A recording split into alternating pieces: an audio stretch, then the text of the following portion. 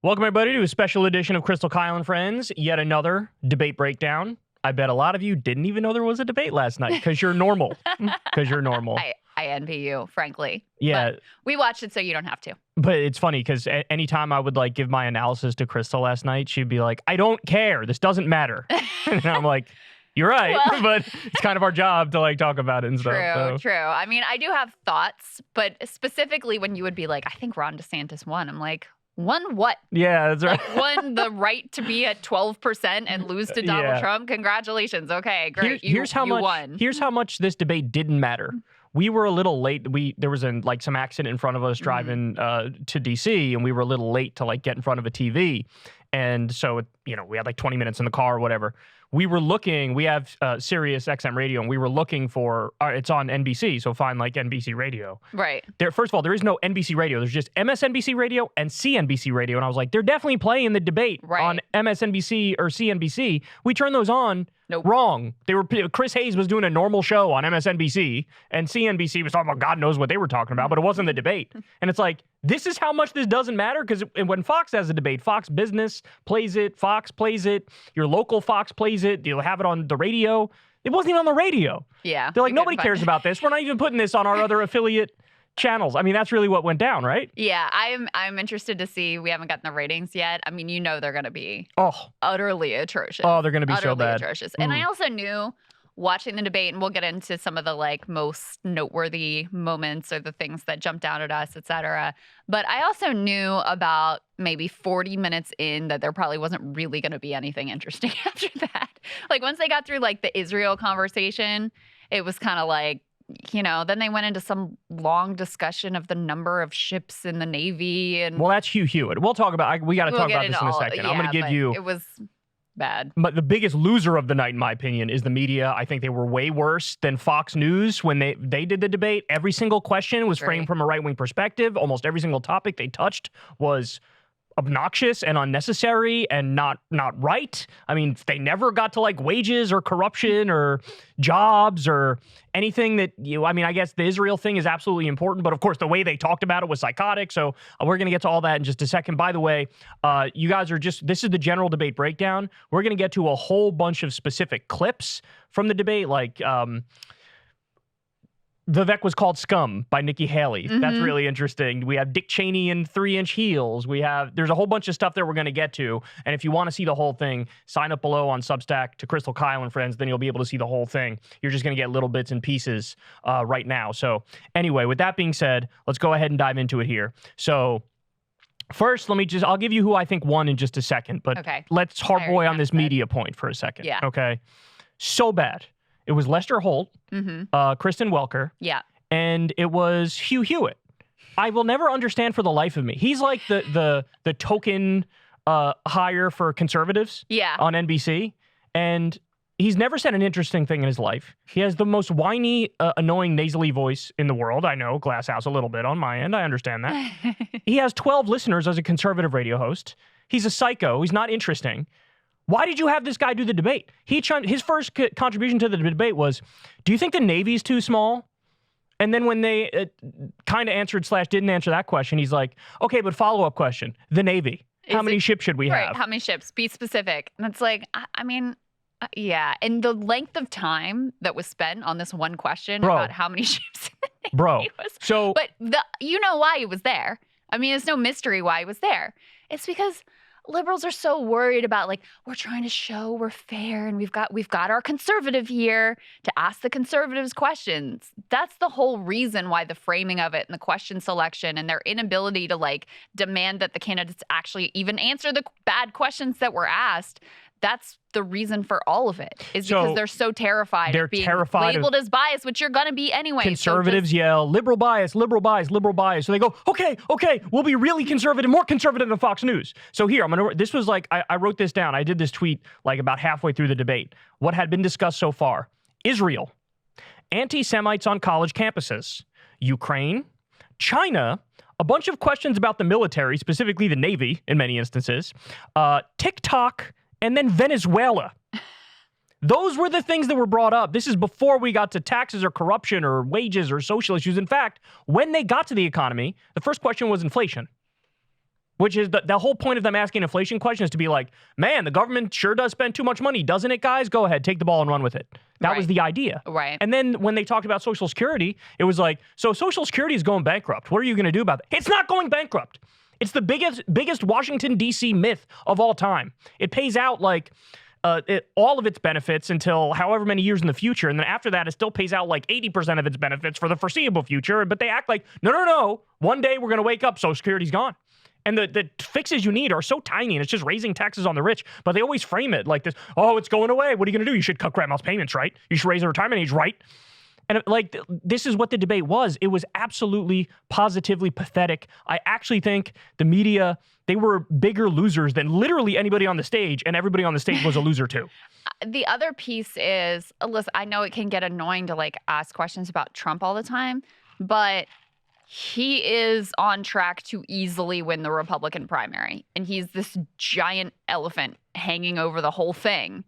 So to not get into any of his stuff, to not challenge them at all about like, hey, you know, he's indicted on all these charges and he just had his, he's just in the middle of his civil fraud trial, and to press them at all on those points, which NBC typically is like, you know, really interested in, to leave that out entirely, it's just, it makes it very surreal.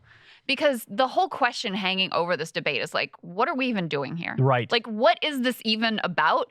I don't even see any of you in line for a vice presidential nod. I barely see any of you even having a chance at like a cabinet slot in a Trump administration.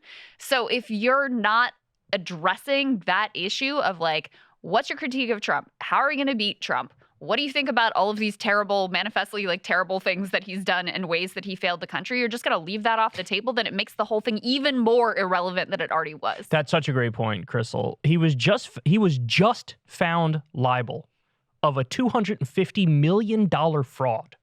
Insurance fraud, tax fraud, bank fraud.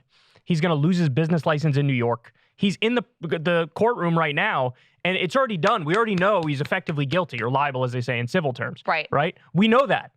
There wasn't a single question about that when the guy leading on the Republican side by 1.5 miles just was found guilty of fraud. Right. What are we doing here? What are we doing here?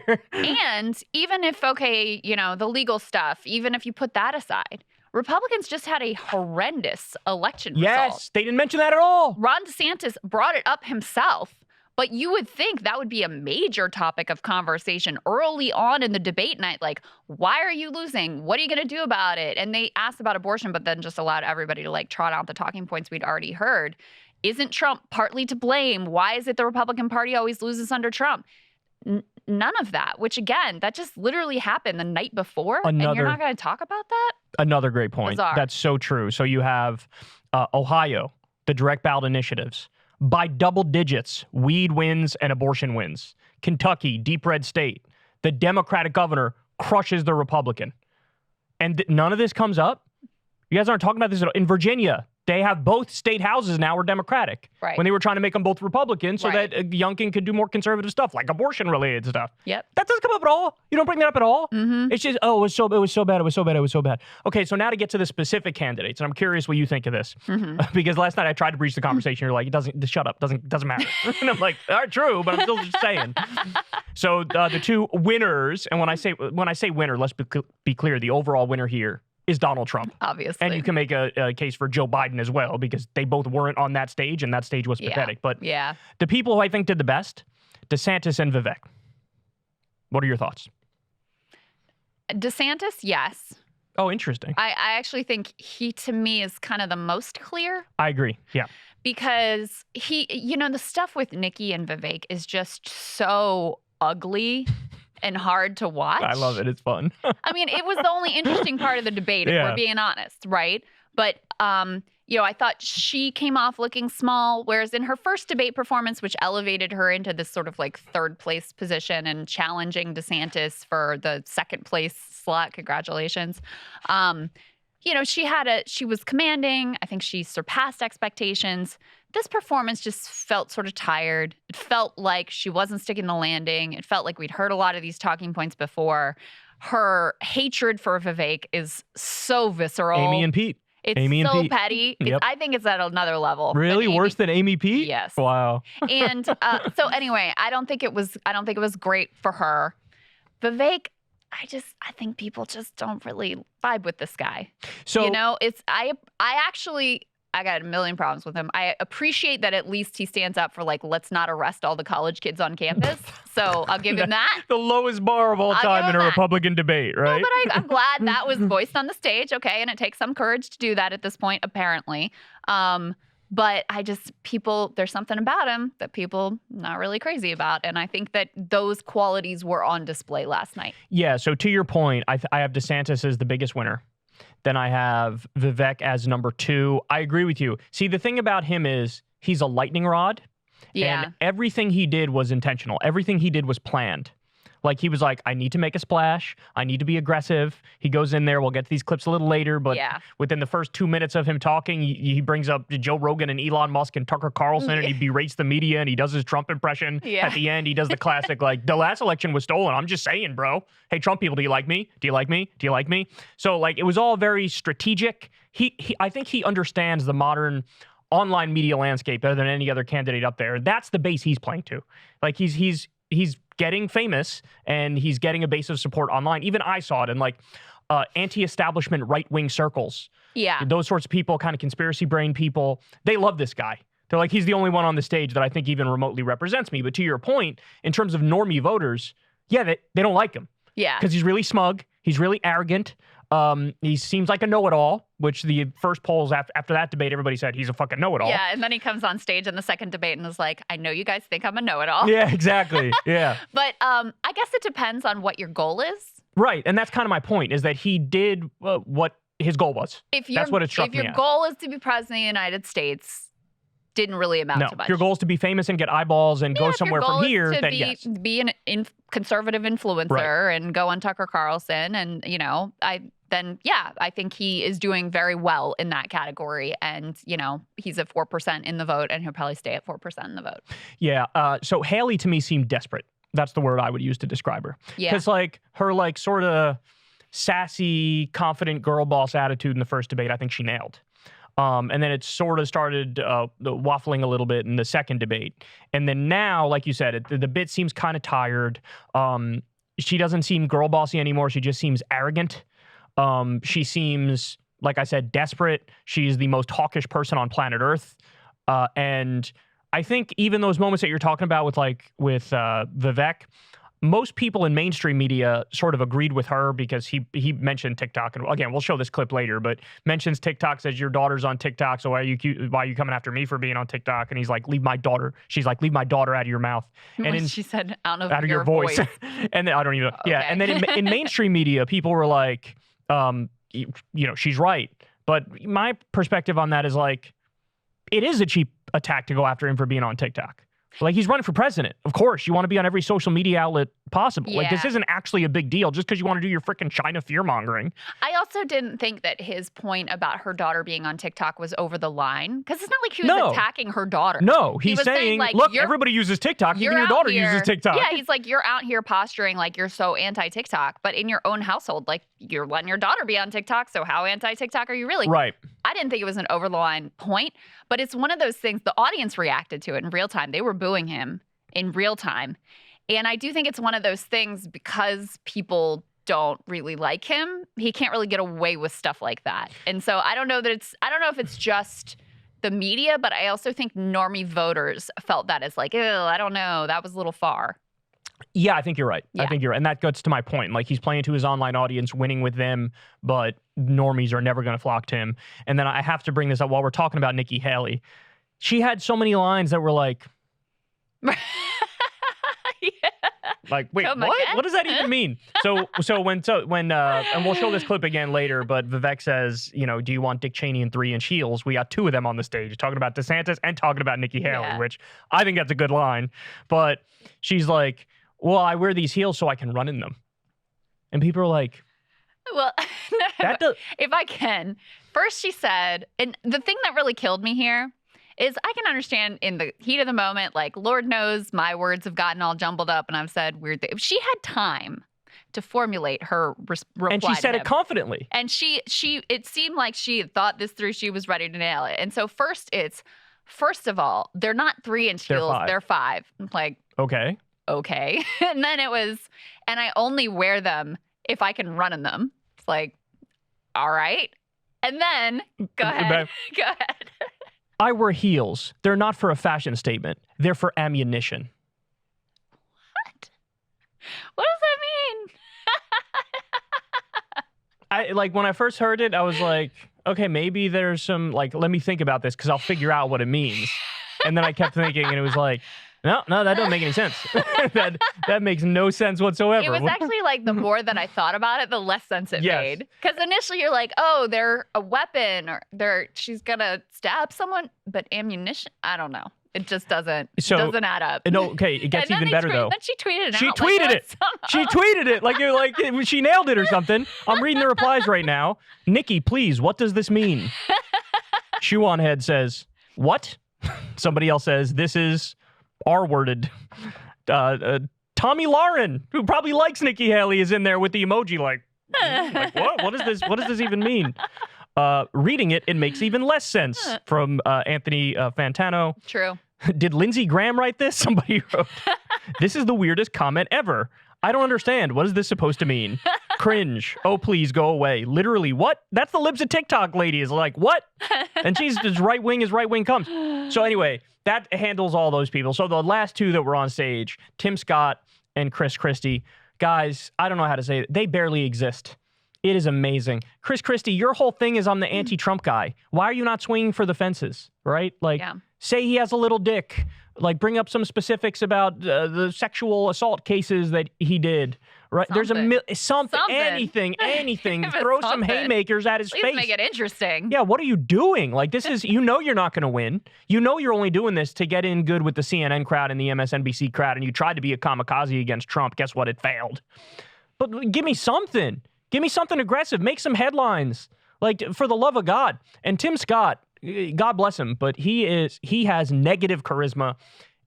Every time he would talk wrestle, I would notice my attention going away. Yeah, same. And I would try to force myself, no, come on, you gotta listen. You gotta listen. And I would try to focus again, and my attention,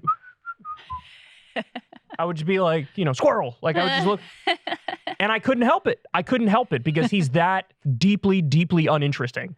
Griffin, our producer, fell asleep listening to him. Really? Started planning call outer. Oh my God. I'm not putting Griffin on blast. Griffin's been doing very hard work. He is very much forgiven, and it's very understandable but you know what's crazy? I was trying to look it up. The New York Times did analysis, the typical who talked the most. He talked the most. Tim Scott talked the most. Yeah. He talked the most. And he said the least, or at least the least that I paid attention to. And I think it was because the moderators have a soft spot they seem to like him and Nikki.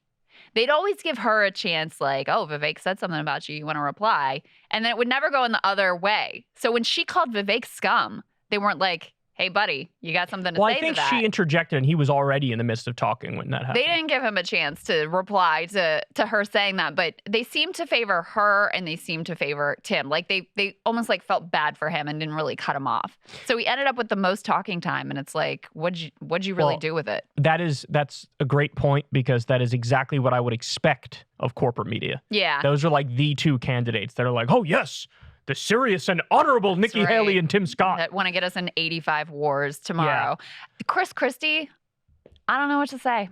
I'm so disappointed. Yeah, it's really a shame. I mean, you got no chance. You're just doing this for the pats on the back from CNN and MSNBC. There's so many things you could have said about Trump. I mean, the guy's a joke, and he gives you ammunition every week, and you couldn't hit him with anything. Nothing. I don't get it, because you've covered in your show, he's had moments, just not on the debate stage. He berated a Republican crowd at some Freedom Fest thing in Florida.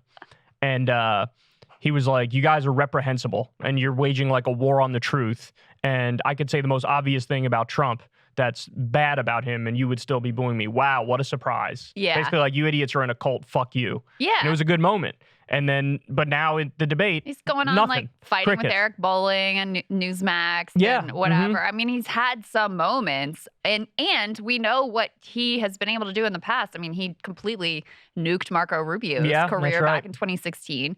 He came to prominence from yelling at and berating teachers, which Republicans absolutely loved during that era in New Jersey. That's what made them like him to begin with. So I don't know where his feistiness has gone on the debate stage, but it is nowhere to be found. He is so irrelevant up there. So polling, do you think the polling is going to change at all?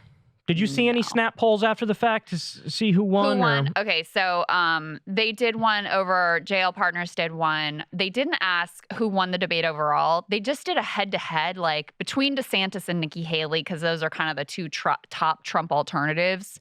Who do you think did better? And it was overwhelmingly DeSantis. It was like, I'm trying to remember, it was like 56-29, something like that. DeSantis over Nikki Haley. I think that sort of tracks with my impression as well in terms of who conducted themselves the best.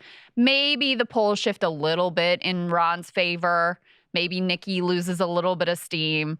To the extent that I can make a case for the thing mattering at all, there was a possibility that there was a real coalescing around Nikki Haley. You know, you just had Mike Pence drop out. You've had the debate stage was cold. And now it's not kind happening. Of that moment of like, all right, somebody could, you could have this coalescing around one candidate as the primary alternative. And DeSantis equipped himself well enough that that's not going to happen. So I guess in that way, it kind of matters. But again, that just like helps Trump more. Final question. Are you buying the girlfriend reveal of Tim Scott at the end? Come on. Is that a come on yes or a come on no? No, I'm not buying it. So you think it's like an actor? He hired somebody. I don't know if he hired, maybe it's a friend. I don't know what the backstory is, but clearly he felt pressure to like produce this alleged girlfriend. Because of the donors. Because the donors were like, if you don't show us that, because they're afraid he's gay. Yeah. They're like, hey, if you don't show us that, you know, you're with a woman, then sorry, we're gonzo. Yeah. And so there's this woman, her name is Mindy, by the way. I don't know. Mindy. I don't know how long his campaign is for this world. Like, you're in Mike Pence dropped out before him. I couldn't believe that. Pence was way higher than Tim Scott in the polls. You're not even the top candidate from your state. Not even the top candidate from your state, not the top establishment option. Yeah. There's been no hope during any debate that you think that says you could do this. No, nothing. Not a flash in the pan. Nothing. No indication that anything is going to change there. So it's like, you know, I mean, the move for him seems to me like he had been talked about as possible vice presidential pick for Trump. He's going with Christie Noem. I don't think that's happening. He's going with Christie Noem. Probably the move for him is to drop out, endorse Trump, and, you know, try to get back in good with the Trump administration. And he hasn't said anything mean about Trump, so I don't think he burned that bridge and go along his merry Tim Scott way. Hey, y'all, do me a favor and like and subscribe. It helps out big time in the algorithm. Click the bell as well for notifications when videos drop, and watch that video on screen right now. You know you want to.